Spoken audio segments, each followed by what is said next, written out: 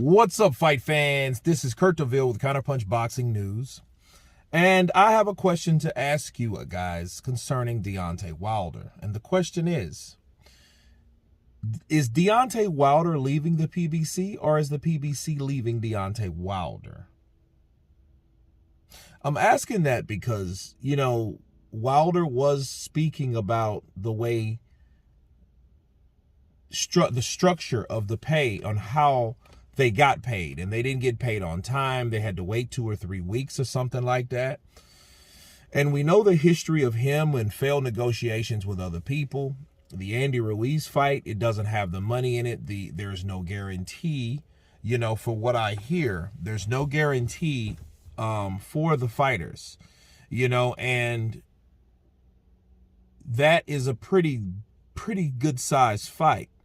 Now, it doesn't surprise me as much because there is really no guarantee for Terrence Crawford and Errol Spence.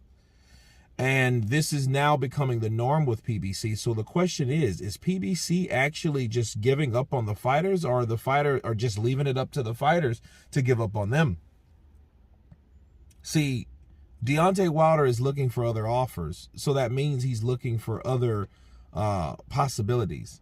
But I don't fault him, at this point, because every promoter has his day. Everybody has their rise and their peak and their downfall. I mean, that's for Al Heyman, that's for Don King, that's for Eddie Hearn. A lot of these guys had their time, had their fun in the sun. They had their pinnacle of fighters in the matches that they could possibly be involved in, in like networks. Look at HBO. HBO was the biggest box office sports channel around. It was over ESPN, and ESPN was just built for sports. It wasn't a section of another huge syndicate network like HBO was, or Showtime is now still, right? It was actually for sports. All of sports. But I don't really look at it like most people, but I just hope that Wilder is able to understand that he made mistakes earlier in his life. In his career, his 8 years of pro, he turned down the biggest amount of money that he ever could have got with the zone. And now that he's looking elsewhere, hopefully he's reflecting on the things that he could have done, and he would have been more financially stable. Okay.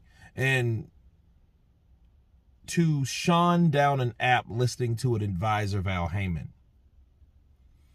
he should know by now that was the wrong thing to do, because the guy that he was set to fight, that was mandated by the WBC, Andy Ruiz, chose a better and made a better decision than him.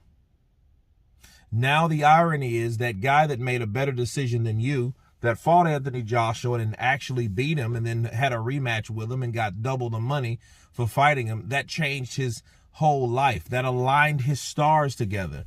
And now you guys are supposed to be on the same team or the same network or with the same advisor or whatever the hell. Now you guys don't even have money over there no more.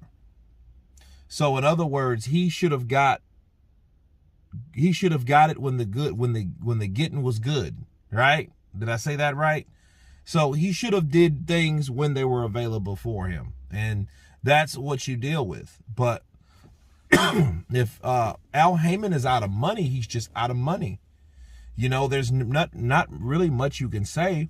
If they cut the budget way down and they're not even giving guarantees on fights like Andy Ruiz and Deontay Wilder, that just showed us that all these bullshit fights, Andy Ruiz, Ortiz, Martin, all these fights like that were pay-per-view because the normal network would refuse to pay them.